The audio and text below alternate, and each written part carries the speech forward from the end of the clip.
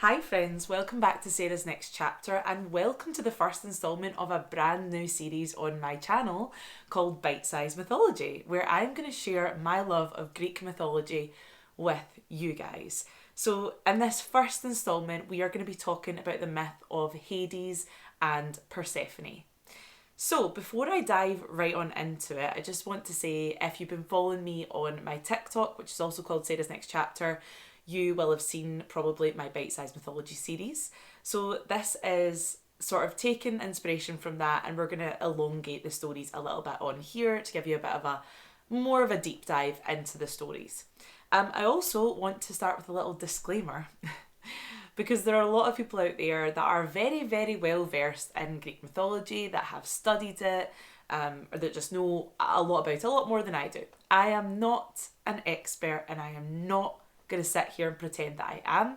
This is just an interest and a passion of mine, and I have sort of retold these stories and sort of put them into a narrative that I think is slightly easier to follow if you are just getting started on your mythology journey, or you just want a refresh on certain stories, or maybe you're studying. So they're more like brief overviews, and I am sorry if I get anything wrong. Sometimes I get comments on my TikToks like, well, actually, this. And I totally appreciate that because, yeah, this is just something that I do in my spare time, and I'm not an expert on it. I just wanted to state that up front. So if I do get anything wrong, please give me a bit of grace. But feel free to let me know in the comments and amend anything. Also be aware that I am putting it into a narrative that flows, so I might tweak certain things. But yeah, just give me a bit of grace with it. Thanks. So, Hades and Persephone. We're going to start off by doing a little character intro of our three main players in this story. So we're starting off with Persephone. So Persephone is the daughter of one of the 12 Olympians, Demeter. Demeter is the goddess of the earth and the harvest. Hades is the god of the underworld. Okay, so we've got our three main players. We've got Persephone, we've got Demeter, and we've got Hades. Let's get into the story. So one glorious spring day, the beautiful Persephone is out picking flowers when Hades, god of the underworld, notices her beauty and decides that he must have her. So he emerges from the underworld on a chariot and he seizes Persephone and brings her down to the underworld to be with him. Demeter, the goddess of the harvest, is so distraught by the fact that her daughter Persephone has been taken down to the underworld because she absolutely adores her daughter. They were very, very close, and she just cannot console herself that she can't be with her daughter anymore. Now, she is so upset by this that eventually she falls into a depression. She goes looking for Persephone, cannot find her, and slowly the crops start to wither and die and the earth grows barren and dark. Eventually she goes to Zeus and demands that he help her bring Persephone back to her.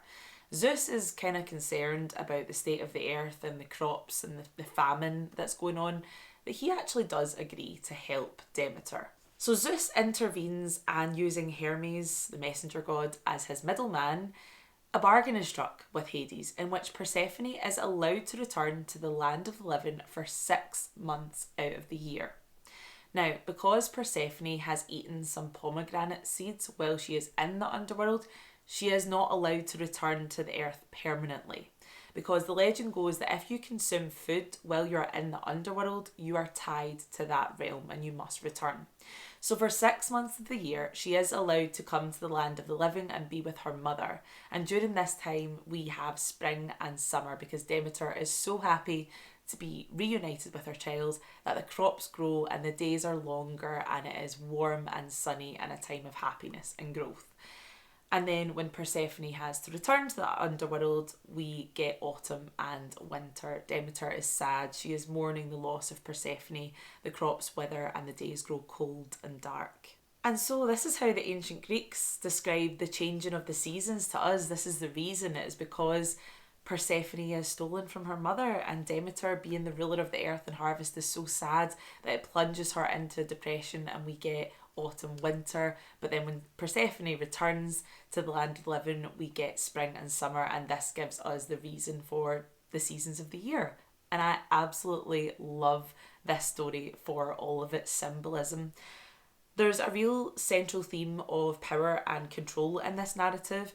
Obviously, Persephone initially seems very powerless. She's just captured and taken against her will down to the underworld. However, at the end of this story, Persephone ends up becoming the rightful queen of the underworld herself. So actually, she goes from a place of complete powerlessness to having quite a lot of power herself, which I really, really like. If you would like to read more about this myth, it is mentioned in Hera by Jennifer Saint, and there is hopefully another book by Madeline Miller all about Persephone coming hopefully soon. I'm going to try and manifest that.